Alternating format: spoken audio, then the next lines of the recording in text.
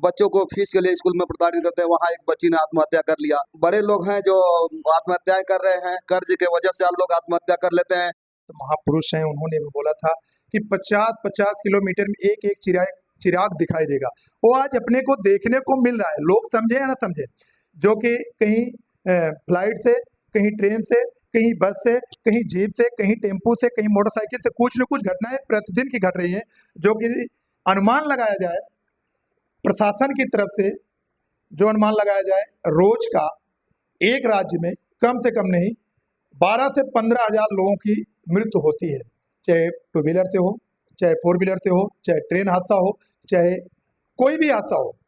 यानी ऐसे अनुमान में हमारे साथ में जो और कुछ साथी आए हुए हैं, जो ये घटनाएं घटती हैं, आज कोई फांसी लगा रहा है, कोई सल्फास खा रहा है, यानी कोई अन्य मृत्यु हो रही है, अचानक मृत्यु।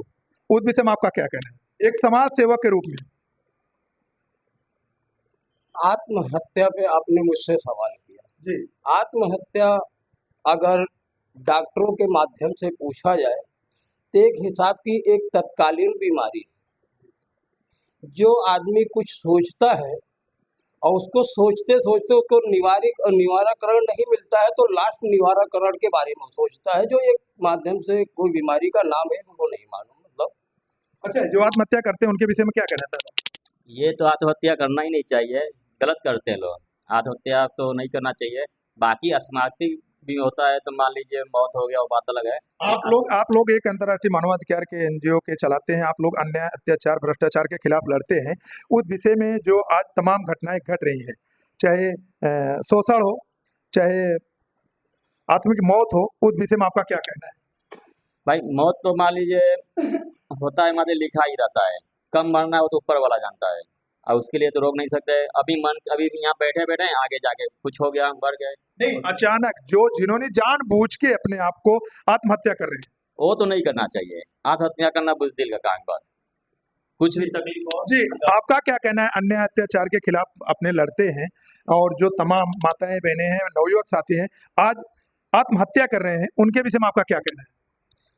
आत्महत्या तो सर वैसे करना ही नहीं चाहिए, क्योंकि है ना, अभी 18 साल, 20 साल, 25 साल के हो करके वो आत्महत्या कर लेते हैं, जहर खा लेते हैं, फांसी खा लेते हैं।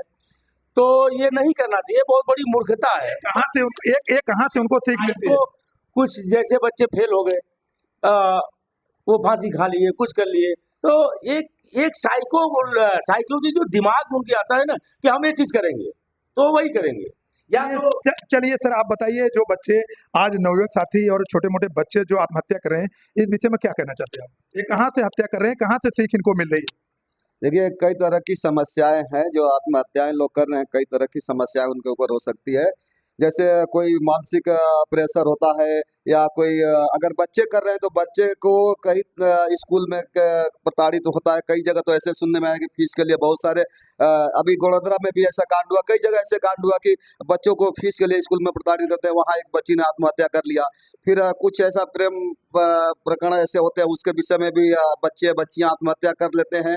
उसके बाद से और ये जो बड़े बड़े लोग हैं जो आत्महत्याएं कर रहे हैं, तो कहीं ना कहीं बेरोजगारी की समस्या के वजह से, और कहीं लोगों का कोई ना कोई प्रेशर दबाव होता है, कर्ज के वजह से लोग आत्महत्या कर लेते हैं।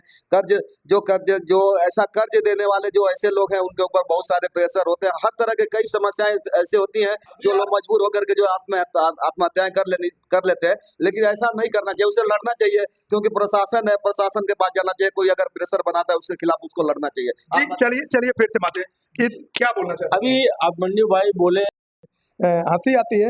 लॉकडाउन के उपरांत जो ट्रेन उत्तर प्रदेश जानी चाहिए वो ट्रेन उड़ीसा पहुंच गई, जो ट्रेन उड़ीसा जानी चाहिए वो ट्रेन बंगाल पहुंच गई। तो ऐसी घटनाओं को लेके, जो कि उस समय यातायात सब बंद थे, जो गुजरात राज्य सरकार हो, उत्तर प्रदेश सरकार हो, राजस्थान हो, मुंबई हो, जो भी सरकार थी, सभी सरकार अपने यहाँ से व्यवस्था की थी कि जो यहाँ पे श्रमिक लोग रहते हैं अपने अपने घर पे सुरक्षित पहुंच जाए लॉकडाउन में। आज उसी उपरांत को देखते हुए लॉकडाउन तो नहीं लगा हुआ, लेकिन कहीं फ्लाइट क्रैश हो रही है, कहीं हेलीकॉप्टर हो रही है, कहीं रेल हो रहा है, कहीं ट्रक भिड़ रही है, कहीं जीप भिड़ रही है, कहीं रिक्शा भिड़ रहा है। हम चलते हैं हमारे साथ में। भाई से पहले अपना आप परिचय बताइए। मैं मनोज सोनी हूँ, जन कल्याण सेवा का गुजरात सचिव हूँ मैं। और ये जो दुर्घटना होती है वो भाई वो तो ये प्रकृति का देन भी हो सकती है, या तो ये अपना ये जो प्लेन क्रैश हुआ है उसमें जो अपना ये हुआ था, क्या नाम का कैप्टन थे, वो तो बहुत बचाने की कोशिश की है। वो प्लेन भी जी जा रही थी तो ऊपर की जा रही थी, वो नीचे बैठता गया वो। अपना ये जो कोरोना का है भाई, कोरोना का तो भाई ये सिंगल वालों की भी गलती हो सकती है, जो सिंगल अपना ये लाइन चेंज कराते हैं उनकी भी गलती हो सकती है। अब उसके विषय में तो मैंने कुछ नहीं बोल सकते हम लोग। यानी छोटी छोटी घटनाओं को लेके अगर आप देखा जाए, छोटी छोटी घटनाओं को लेके बड़ी बड़ी घटनाएं घट रही है, जिसमें कि गुजरात राज्य के पूर्व सीएम विजय भाई रूपानी की भी मृत्यु हो जाती है।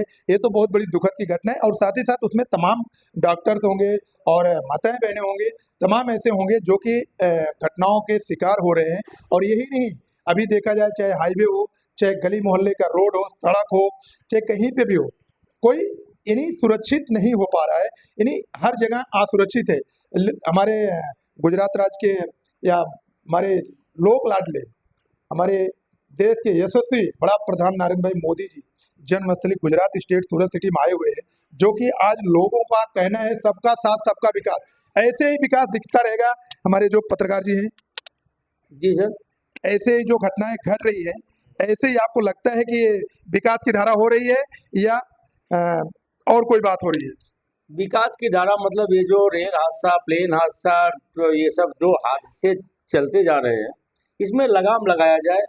बाकी इतनी दुखदाई बात जो प्लेन क्रैश हुआ अहमदाबाद में, 245 ही नहीं, उसमें 300 से 350 है लगभग। और इसमें काफ़ी डॉक्टर हैं जो पढ़ने वाले छात्र थे जहाँ पे क्रैश हुआ। तो ये सब पे लगाम लगाया जाए। नहीं, आखिर में कब तक ऐसा अन्याय झेलना पड़ेगा? यानी जो 242 या 300 आदमियों को आप लोग बता रहे हैं, 300 आदमियों के आज 300 घर से पूछे कि उनके घर पे क्या हुआ, उनके घर का खिलता फूलता फूल एकदम मुरझा गया। फिर भी अभी तमाम कहीं रोड बनाए जा रहे हैं, कहीं ब्रिज बनाए जा रहे हैं। अभी बिहार राज्य में देखा गया, वहां पे ब्रिज बना, ब्रिज की ओपनिंग के दिन ही ब्रिज बैठ गया। ब्रिज बनाया गया, बिहार सरकार ने ब्रिज बनाया, वहां पे ब्रिज ओपनिंग के दिन ही ब्रिज बैठ जा रहा है, यानी टूट जा रहा है, उस पर एक भी गाड़ी नहीं जा पा रही है। यानी ऐसी घटनाओं को जो हमारे यहाँ के अधिकारीगण हैं, प्रशासन है, समाज सेवक हैं और तमाम हैं, यानी सब शिकार हो रहे। मृत्यु तो किसी से पूछ के नहीं आएगी, वो जो आएगी, जिसकी जिस दिन की मृत्यु होगी वो तो वहां पे होना ये तय है। लेकिन ऐसी घटनाओं से बचने के लिए क्या करना पड़ेगा? सर जी, अभी आपका 2-3 प्रश्न है और हुमायूं तिवारी जी ने भी थोड़ा उसके ऊपर लाइट डाला।